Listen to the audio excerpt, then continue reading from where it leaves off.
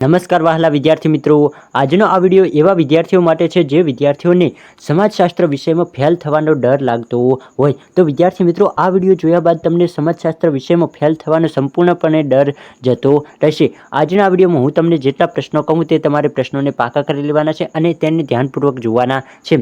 આ વિદ્યાર્થી મિત્રો, જો તમે આ વિડીયોને જુઓ છો અને જો સારી રીતે આ વિડીયોને ફોલો કરો છો તો તમે ઓછામાં ઓછા 40+ ગુણ તો લાવી જ શકશો. તો વિદ્યાર્થી મિત્રો, ખાસ તમારે ધ્યાનપૂર્વક આ વિડીયોને અંત સુધી જોવાનો છે. હવે વિદ્યાર્થી મિત્રો, વિડીયોની શરૂઆત કરીએ. સૌપ્રથમ આપણે આ વિડીયોમાં કોઈ નાના પ્રશ્નો કે એક ગુણના પ્રશ્નો જોવાના નથી.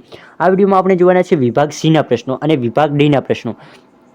વિદ્યાર્થી મિત્રો, વિભાગ C માંથી તમે સારા એવા ગુણ મેળવી શકો છો, કારણ કે વિભાગ C માં તમને ટોટલ 20 ગુણનો જોવા મળે છે. અને અહીં આપણે એવા પ્રકરણ લીધા છે જેમાંથી તમને વિભાગ C ના બે પ્રશ્નો પૂછાતા હોય, તો તમે આમાંથી જ સારા એવા ગુણ મેળવી શકશો. તો વિદ્યાર્થી મિત્રો, અહીં તમને જેટલા પણ પ્રશ્નો આપું તેને તમારે ધ્યાનપૂર્વક જોવાના છે અને સારી રીતે પાકા કરી લેવાના છે. અને વિદ્યાર્થી મિત્રો, વિભાગ Aના જે MCQ હોય તેને તો તમારે ખાસ પાકા કરી જ લેવાના છે. હવે MCQથી તમને વિદ્યાર્થી મિત્રો ઘણો બધો ફાયદો થઈ શકે. MCQમાં તમે ઓછા સમયમાં પાકા પણ કરી શકો અને તેમાં તમને રોકડિયા માર્ક કેટલા તો કે 20 મળી શકે છે. હવે ઓછામાં ઓછા વિદ્યાર્થી મિત્રો તમે MCQમાં 15 ગુણ તો મેળવી જ શકો છો. અને MCQ તમે બીજા કોઈ પણ ના કરો તો પણ ચાલે, માત્ર સ્વાધ્યાય તમારા ધોરણ 12 સમાજશાસ્ત્રની ચોપડીમાં જેટલા સ્વાધ્યાયના MCQ છે ને એટલા પાકા કરો ને તો પણ તમારે 15 ગુણ જેટલા તો એટસથી આરામથી આવી જાય. તો વિદ્યાર્થી મિત્રો, જો તમારી પાસે સ્વાધ્યાયના MCQ ના હોય તો હું એના માટે એક અલગથી વિડીયો ટૂંક જ સમયમાં અપલોડ કરી દઈશ, તો તમે તેમાંથી જોઈને સારી રીતે તૈયારી કરી લેજો MCQની. બાકી હવે આપણે અહીં વિભાગ C ના પ્રશ્નો જવાબ સાથે જોઈએ. તો તમે આને એકવાર સારી રીતે તૈયાર કરી લેજો. આ વિભાગ C ના પ્રશ્નો દરેક મોસ્ટ IMP પ્રશ્નો છે. પ્રશ્ન નંબર 1 છે કે રાષ્ટ્રીય એકતાની વ્યાખ્યા આપો. રાષ્ટ્રીય એકતાની વ્યાખ્યા કોણે આપી છે? તો કોઈ ભારતના પ્રથમ વડાપ્રધાન. કોણ? ભારતના પ્રથમ વડાપ્રધાન તો કે જવાહરલાલ નહેરુએ રાષ્ટ્રીય એકતાની વ્યાખ્યા આપતા જણાવ્યું છે કે રાષ્ટ્રીય એકતા એક મનોવૈજ્ઞાનિક અને શૈક્ષણિક પ્રક્રિયા છે. તો વિદ્યાર્થી મિત્રો, હજી સુધી રાષ્ટ્રીય એકતાની વ્યાખ્યા ના આવડતી હોય તો વ્યાખ્યા પાકી કરી લેજો, કારણ કે 100% બોર્ડમાં પૂછાયેલી આ વ્યાખ્યા છે. તો કે રાષ્ટ્રીય એકતા એક એવી મનોવૈજ્ઞાનિક અને શૈક્ષણિક પ્રક્રિયા છે જેના દ્વારા બધા લોકોના દિલમાં એકતાની ભાવના, સમાન નાગરિકતાનો અનુભવ તથા રાષ્ટ્ર પ્રત્યે પ્રેમ, નિષ્ઠા અને પ્રેમની ભાવના વિકસિત કરી શકાય છે. પ્રશ્ન નંબર 2 છે વિદ્યાર્થી મિત્રો, ભારતમાં કઈ વિવિધતા જોવા મળશે? તો કે ભારતમાં શું વિવિધતા જોવા મળશે? તો વિદ્યાર્થી મિત્રો, ભારતમાં સાંસ્કૃતિક, વસ્તી વિષયક અને ધાર્મિક વિવિધતા જોવા મળે છે. કઈ? તો કે સાંસ્કૃતિક ના આધારે વિશેષ વિવિધતા જોવા મળે છે, વિષયકના આધારે અને ધાર્મિક વિવિધતા જોવા મળે છે. ભારતમાં લોકોની રહેણીકરણી, જીવનશૈલી, પહેરવેશ, આર્થિક પ્રવૃત્તિ, રિવાજો, ઉત્સવો, તહેવારો, ભાષા, તીર્થધામ વગેરે અનેક પ્રકારનું સાંસ્કૃતિક વૈવિધ્ય જોવા મળે છે. એ તો હવે વિદ્યાર્થી મિત્રો, તમને દરેકને ખબર હશે કે દરેક ધર્મમાં અલગ અલગ ઉત્સવો હોય છે, અલગ અલગ તહેવારો હોય છે. દરેક લોકો જેમ કે આપણે રાજ્યની અલગ અલગ ભાષાઓ હોય છે. ગુજરાતની અંદર પણ અલગ અલગ ભાષાઓ જોવા મળે છે. આમ તો ગુજરાતી જ ભાષા હોય, પરંતુ અલગ અલગ તમે વિસ્તારમાં જાઓ તો ત્યાં તમને થોડીક અલગ ભાતીલી ગુજરાતી ભાષા જોવા મળે. તો એ પણ એ ભાષાના આધારે પણ વિવિધતા જોવા મળે છે. તીર્થધામના આધારે પણ અલગ અલગ વિવિધતા જોવા મળે છે. જીવનશૈલીના આધારે પણ વિવિધતા જોવા મળે છે. રહેણીકરણીના આધારે પણ વિવિધતા જોવા મળે છે અને પહેરવેશના આધારે પણ વિવિધતા જોવા મળે છે. ભારતમાં વય જૂથ, લિંગ પ્રમાણ, ગ્રામીણ અને શહેરી વસ્તી પ્રમાણ, સાક્ષરતા, ધાર્મિક જૂથો, ભાષાકીય જૂથો, જાતિ પ્રમાણ, અનુસૂચિત જાતિ, અનુસૂચિત જનજાતિ અને અન્ય પછાત વર્ગો, જન્મ પ્રમાણ, મૃત્યુ પ્રમાણ, સ્થળાંતરિત લોકોનું પ્રમાણ વગેરે વસ્તી વિષયક વૈવિધ્ય જોવા મળે છે. તો આટલા અલગ અલગ પ્રકારનું આપણને વિવિધતા જોવા મળે છે. કઈ? તો કે વય જૂથ, લિંગ પ્રમાણ. આ તો વિદ્યાર્થી મિત્રો સરળ પ્રશ્ન છે, તમે વાંચો નહીં, ખાલી એકવાર સારી રીતે વાંચી જાઓ તો પણ તમને આ પ્રશ્નનો જવાબ આવડી જાય એવો છે. આગળ વધીએ. પ્રશ્ન 3 છે, ભારતના વિકાસમાં કઈ સમસ્યાઓ અવરોધક બને છે? તો આ પણ એક વિદ્યાર્થી મિત્રો મોસ્ટ ઇમ્પોર્ટન્ટ પ્રશ્ન છે. ભારતના વિકાસમાં કઈ સમસ્યાઓ અવરોધક બને છે? તો કે કોમવાદ, આતંકવાદ, જ્ઞાતિવાદ, નક્સલવાદ, પ્રદેશવાદ, ભાષાવાદ, અલગતાવાદ વગેરે જેવી સમસ્યાઓ છે તે ભારતના વિકાસને આગળ વધવા દેતી નથી. કઈ સમસ્યાઓ? તો કે કોમવાદ, આતંકવાદ, જ્ઞાતિવાદ, નક્સલવાદ, પ્રદેશવાદ અને ભાષાવાદ અને અલગતાવાદ. આટલા વાદ છે જે ભારતને આગળ વધવામાં રોકે છે. હવે વિદ્યાર્થી મિત્રો, ચોથો પ્રશ્ન છે ટોટેમવાદ. એ પણ એક મોસ્ટ ઇમ્પોર્ટન્ટ પ્રશ્ન છે. ટોટેમવાદ એટલે શું? ટોટેમવાદ કોને કહેવામાં આવે છે? તો કે આદિવાસીઓમાં ગોત્ર ચિહ્નવાદ ટોટેમવાદ છે. તો કે આદિવાસીઓમાં શું? તો કે ગોત્ર ચિહ્નવાદ જે આવે છે તેને ટોટેમવાદ કહેવામાં આવે છે. આ એક સામૂહિક ચેતનાનું પ્રતીક છે. ટોટેમવાદમાં જે તે ગોત્રના સભ્યો કોઈ ગુઢ અલૌકિક અને પવિત્ર સંબંધ રાખે છે. ટોટેમ પ્રત્યે સમૂહના સભ્યો આદર, શ્રદ્ધા, ભક્તિ ઉપરાંત ભયની લાગણી ધરાવતા હોય છે. આદિમ જાતિ સમાજમાં ધર્મ અને જાદુ સાંસ્કૃતિક જીવનના અભિન્ન પાસા છે. તેઓ આ વિશે જ્ઞાન ધરાવે છે. તો આ પણ વિદ્યાર્થી મિત્રો એક ટોટેમવાદવાળો મોસ્ટ ઇમ્પોર્ટન્ટ પ્રશ્ન છે. ટોટેમવાદ અને જાદુ આ બંને પ્રશ્નો બોર્ડમાં પૂછાઈ ગયેલા છે. તો આ વખતે પણ બોર્ડમાં પૂછાવાની સંભાવના છે. તો ખાસ વિદ્યાર્થી મિત્રો જાદુના પ્રકાર જણાવો. તો જાદુના કયા પ્રકાર? તો કે કાળું જાદુ અને બીજું કયું? તો કે સફેદ જાદુ. આ બે જાદુના પ્રકાર છે. આદિવાસીઓ જાદુ તેઓ મંત્ર અને તંત્રનો ઉપયોગ કરે છે. તો આદિવાસી લોકો જાદુમાં કયો? તો કે મંત્ર અને તંત્રનો ઉપયોગ કરે છે. સફેદ જાદુ જે રક્ષણાત્મક છે. તો કે સફેદ જાદુ જેવું છે તે સારા માટે છે એવું આદિવાસી લોકો માને છે. જ્યારે કાળું જાદુ છે તે તાંત્રિક વિદ્યા અને ભૂત પ્રેત માટે માનવામાં આવે છે, તેની સાથે સંકળાયેલું છે તેવું આદિવાસી લોકો માને છે.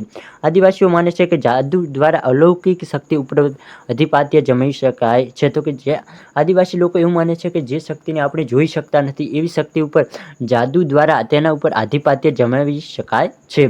પછી વિદ્યાર્થી મિત્રો પ્રશ્ન નંબર 6 છે કે ભારતમાં પછાત સમૂહો માટે કેટલા ટકા અનામત રાખવામાં આવ્યું છે? તો ભારતમાં પછાત સમૂહ માટે કેટલા ટકા? તો કે 27% અનામત. અને ક્યારથી વિદ્યાર્થી મિત્રો 27% અનામત ક્યારથી? તો કે ભારત સરકારના 13 ઓગસ્ટ 1990ના જાહેરનામાથી સરકાર સંધિ જગ્યાઓને સેવાઓમાં પછાત વર્ગો માટે 27% અનામત જગ્યાઓ રાખવામાં આવી છે. સ્ત્રી કલ્યાણલક્ષી કાનૂનના કોઈ પણ 5 નામ આપો. વિદ્યાર્થી મિત્રો મોસ્ટ ઇમ્પોર્ટન્ટ પ્રશ્ન છે. તમારે કોઈ પણ 5 કાનૂન પાકા કરી લેવાના છે. અહીં તેનું લિસ્ટ આપેલું જ છે. કાનૂન સૌપ્રથમ તમને વર્ષ જોવા મળશે, કાનૂન જોવા મળશે અને કાનૂનનો હેતુ જોવા મળશે. તો અહીં દરેક કાનૂન આપેલા છે. સૌપ્રથમ 1948માં ફેક્ટરી એક્ટ, જે શા માટે? તો કે સ્ત્રીઓના કામના કલાકો સુનિશ્ચિત કરવા, ઘોડિયા ઘરની વ્યવસ્થા કરવા માટે આ કાનૂન બનાવવામાં આવ્યો હતો. કાનૂનનો હેતુ અહીં આપેલો છે. પછી છે 1948માં એક કાનૂન બનાવ્યો તો કે કામદાર રાજ્ય વીમા કાનૂન.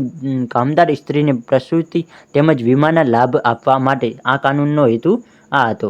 પછી છે 1966માં કયો કાનૂન? તો કે બીડી અને સિગરેટ જેવી કામદાર કાનૂન. સ્ત્રીઓની રાત્રે રોજગારી કે નોકરી પર પ્રતિબંધની જોગવાઈ કરવા માટે 1966માં એક કાનૂન બનાવવામાં આવ્યો હતો. 1976 સમાન વેતન ધારો, પુરુષ સમક્ષ વેતન આપવું. તો કે 1976માં એક એવો કાનૂન લાવવામાં આવ્યો કે સ્ત્રીઓને પણ પુરુષો જેટલું જ પગાર આપવો જોઈએ.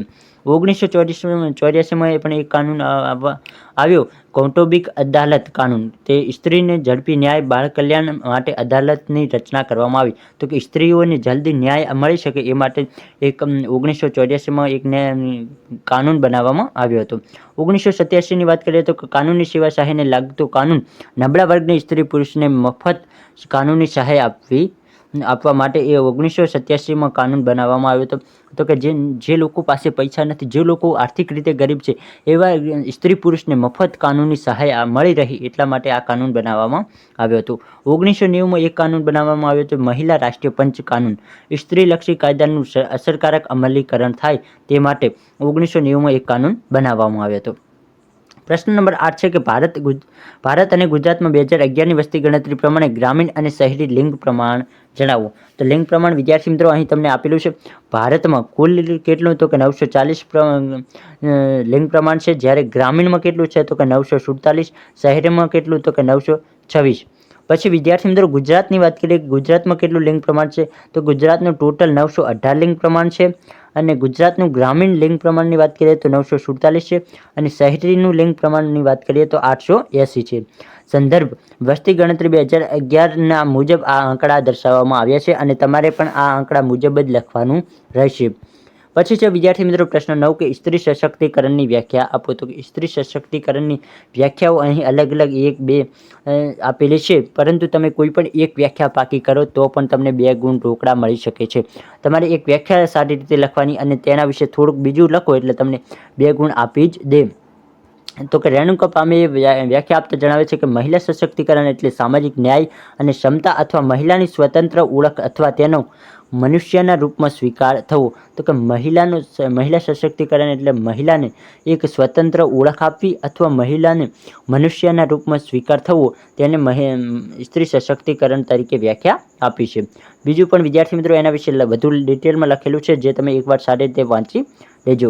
10મો પ્રશ્ન છે કે સામાજિક ધોરણભંગની વ્યાખ્યા આપો. તો સામાજિક ધોરણભંગ કોને કહેવામાં આવે તેની વ્યાખ્યા આપવાની થાય તો સામાજિક ધોરણભંગ એટલે સમાજ માન્ય ધોરણોનો ભંગ કરતું વર્તન. પ્રત્યેક સમાજમાં સમાજ વ્યવસ્થાના સંચાલન માટે તથા સભ્યોના વર્તનના નિયંત્રણ માટે ચોક્કસ સામાજિક ધોરણો હોય છે. સામાજિક ધોરણભંગ કોને કહેવામાં આવે તો કે સમાજના જે નિયમો હોય, ઉપનિયમો, મૂલ્યો, પરંપરા, રૂઢિરિવાજ વગેરે લોકો ભૂલી જાય ત્યારે સામાજિક ધોરણભંગ થયું કહેવાય. તો કે સમાજના અમુક કાનૂન, સમાજના અમુક નિયમો બનાવાયેલા હોય છે. એ નિયમોનું જો કોઈ વ્યક્તિ પાલન ના કરે, એ નિયમો તોડે, એ કાનૂનને તોડે, ત્યારે તેને શું કહેવામાં આવે તો કે સામાજિક ધોરણભંગ થયું કહેવામાં આવે છે. અહીં વોર્ટન અને હન્ટે વ્યાખ્યા આપી છે કે સમાજના ધોરણનું અનુસરણ કરવાની કોઈ એક પણ નિષ્ફળતા એટલે સામાજિક ધોરણભંગ. આગળ વધીએ વિદ્યાર્થી મિત્રો, પ્રશ્ન નંબર 11 છે કે પ્રોબેશન એટલે શું? આ પણ એક મોસ્ટ ઇમ્પોર્ટન્ટ પ્રશ્ન છે. પ્રોબેશન એટલે શું? તો કે અજમાયશી મુક્તિ.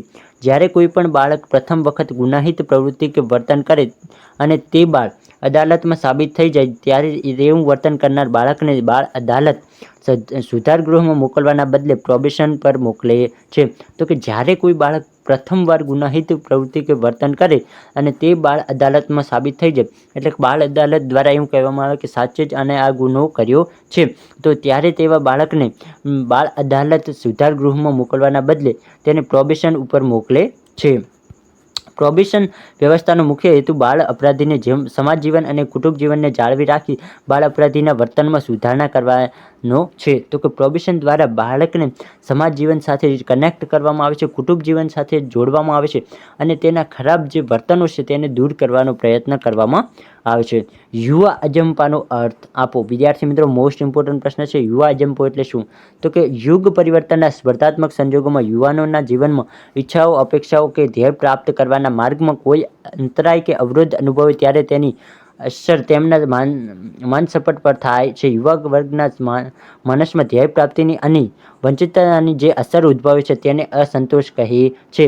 યુવાનોનો આ અસંતોષ એટલે યુવા અજંપો. તો કે યુવા અજંપો કોને કહેવામાં આવે તો કે યુવા વર્ગના જે અત્યારના જે લોકો છે તેમનામાં ધીરજ બહુ જ ઓછી હોય છે. તેઓ અત્યારના જે લોકો છે તે ધીરજ રાખી શકતા નથી. તેમને કોઈ પણ વસ્તુ બહુ જ જલ્દી જોઈતી હોય છે. તો કે આ જે ધીરજ વંચિતતા જોવા મળે છે તેને અસંતોષ કહે છે અને આ અસંતોષ છે તેને યુવા અજંપો કહેવામાં આવે છે. પછી છે વિદ્યાર્થી મિત્રો પ્રશ્ન નંબર 13 કે બાળ અપરાધની વ્યાખ્યા આપો. તો અલગ અલગ બાળ અપરાધની વ્યાખ્યાઓ પણ તમને જોવા મળશે. બાળ અપરાધનો ખ્યાલ ઉંમર સાથે જોડાયેલો છે. તો કે સામાન્ય રીતે 7 વર્ષથી લઈને 18 વર્ષની વચ્ચે જે લોકો ઉંમર ધરાવે છે તેમને ગેરકાનૂની વર્તનને બાળ અપરાધ કહેવામાં આવે છે. તો કે જે લોકોની ઉંમર 7 વર્ષથી લઈને 18 વર્ષ હોય અને એ બાળકો કોઈ પણ પ્રકારનું ગુનાહિત કાર્ય કરે ત્યારે તેમને શું કહેવામાં આવે તો કે બાળ અપરાધ કહેવામાં આવે છે. સમાજશાસ્ત્રના પારિભાષિક કોષ મુજબ બાળ અપરાધ અમુક ઉંમરથી નીચેની ઉંમરના બાળકો અને કિશોરોના એવા સમાજ વિરોધી કૃત્યો સૂચિત કરે છે જે સ્પષ્ટ રીતે કાયદાથી પ્રતિબંધિત થયેલા હોય છે અથવા કાયદામાં જે કૃત્યોનું અર્થઘટન અપરાધ તરીકે કરીને તેની સામે કોઈક સત્તાવાર પગલાં નક્કી કરવામાં આવ્યા હોય તેવા કૃત્યો. ડૉક્ટર હંસા શેઠે પણ અહીં વ્યાખ્યા આપી છે કે સમાજશાસ્ત્રીય સંશોધનમાં બાળ અપરાધી શબ્દ ફક્ત એવા બાળકોને સૂચિત કરે છે કે જે બાળકોની સામે પોલીસ અધિકારીઓ અથવા અદાલતની સત્તાવાળાઓએ સત્તાવાર રીતે કોઈ પગલાં લીધા હોય છે. હવે જોઈએ વિદ્યાર્થી મિત્રો વિભાગ ડીના મોસ્ટ આઈએમપી પ્રશ્નો. એ પણ તમને અહીં લિસ્ટ આપી દઉં છું, પરંતુ વિદ્યાર્થી મિત્રો તે પહેલાં ખાસ જણાવી દઉં કે તમારે શું કરવાનું છે. આપણે જેટલા પણ મોસ્ટ આઈએમપી પેપર સોલ્યુશનના વિડીયો અપલોડ કર્યા છે તેને તમારે ધ્યાનપૂર્વક જોઈ લેવાના છે, કારણ કે એમાંથી પણ ઘણા પ્રશ્નો તમને બેઠે બેઠા તમારા બોર્ડ પરીક્ષામાં જોવા મળવાના જ છે. તો વિદ્યાર્થી મિત્રો તમે બોર્ડનું પેપર પૂર્ણ કરીને આવશો ત્યારે તમે જોશો ને તો તમને ખબર પડશે કે તમારે મોસ્ટ આઈએમપી પેપર સોલ્યુશનના વિડીયો કેટલા કિંમતી હતા. તો વિદ્યાર્થી મિત્રો હવે જોઈએ વિભાગ ડીના પ્રકરણ 1, 2, 1, 3 અને 4માંથી આપણે વિભાગ ડીના મોસ્ટ આઈએમપી પ્રશ્નો લીધા છે. તો તેમાં પ્રશ્ન 1 છે કે ભારતની સંસ્કૃતિની વિવિધતા સમજાવો. અહીં વિદ્યાર્થી મિત્રો આ પ્રશ્નોના વિભાગ ડીના મેં જવાબો નથી આપ્યા. તમારી પાસે નવનીત હોય તો તમે જવાબ શોધી લેજો, અથવા તો હું આપણી જે વેબસાઇટ છે તેની લિંક ડિસ્ક્રિપ્શનમાં આપી દઈશ. ત્યાં તમને દરેક ધોરણનું સ્વાધ્યાય સોલ્યુશન મળી જશે. તેમાંથી તમારે થોડીક મહેનત કરીને આ પ્રશ્નોના જવાબ શોધવા પડશે, પરંતુ ત્યાં તમને મળી જશે. પ્રશ્ન 2 છે ભારતના નાગરિકોની મુખ્ય ફરજો જણાવો. પ્રશ્ન 3 ભારતના નાગરિકોની કઈ ફરજોમાં રાષ્ટ્રીય એકતા નિર્દેશિત થાય છે. ધાર્મિક વૈવિધ્ય વિશે સમજાવો. ગુજરાતના અન્ય પછાત વર્ગો વિશે જાણકારી આપો. પ્રશ્ન નંબર 6 છે અનુસૂચિત જાતિની બંધારણીય જોગવાઈઓ જણાવો. પછાતપણાના મુખ્ય માપદંડો જણાવો. અહીં વિદ્યાર્થી મિત્રો જેટલા પ્રશ્નો છે તે દરેક ઇમ્પોર્ટન્ટ છે. 8મો પ્રશ્ન છે આદિવાસી વિકાસના કાર્યક્રમોની ટૂંકમાં સમજૂતી આપો. સ્ત્રીઓને રક્ષણ પૂરું પાડતા કાયદાઓની જાણકારી આપો. મહિલા સશક્તિકરણના લક્ષણો જણાવો. આ તો વિદ્યાર્થી મિત્રો ખૂબ જ ઇમ્પોર્ટન્ટ પ્રશ્ન છે. મહિલા સશક્તિકરણના લક્ષણો. પ્રશ્ન 11 સ્ત્રીઓના બંધારણીય અધિકારો જણાવો. પ્રશ્ન 12 સ્ત્રી સશક્તિકરણના લક્ષણો જણાવો. તો વિદ્યાર્થી મિત્રો અહીં આપણે 12 જેટલા મોસ્ટ આઈએમપી પ્રશ્નો વિભાગ ડી માટે જોયા, જે તમારી ખાસ બોર્ડ પરીક્ષામાં પૂછાયા છે. તો વિદ્યાર્થી મિત્રો આ દરેક પ્રશ્નને તમારે ખાસ પાકા કરી લેવાના છે. જો મેં તમને કીધું એટલા આપણે જેટલા મોસ્ટ આઈએમપી પેપર સોલ્યુશન મૂક્યા એ પેપર સોલ્યુશનના વિડીયોને તમારે સારી રીતે જોઈ લેવાના છે. બીજું શું કરવાનું તો કે સમાજશાસ્ત્રમાં જે 10 પ્રકરણ છે તો 10 પ્રકરણના જે MCQ છે તે MCQને પાકા કરી લેવાના. અને આ વિડીયોમાં જે આપેલા છે કયા વિભાગ સીના દરેક પ્રશ્નોને પાકા કરી લો તો તમે ઓછામાં ઓછા 50 ગુણ તો મેળવી જ શકો છો. વિદ્યાર્થી મિત્રો ખાસ ધ્યાન આપજો, પરંતુ તમારે પાકું કરવાની જરૂર નથી. ધ્યાનપૂર્વક ખાલી વિડીયો જુઓ અને તેમાં શું મેં સમજાવ્યું છે તે સમજવાની ખાલી કોશિશ કરો, તો પણ તમે આરામથી પાસ થઈ જશો, એટલે હું તમને ગેરંટી આપું છું. બાકી આજનો વિડીયો પસંદ આવે તો વિડીયોને લાઇક કરો, આપણી YouTube ચેનલને જરૂરથી સબસ્ક્રાઇબ કરો. ફરી મળી કોઈ નવા વિડીયો અને નવા ટોપિક સાથે. ત્યાં સુધી આવજો.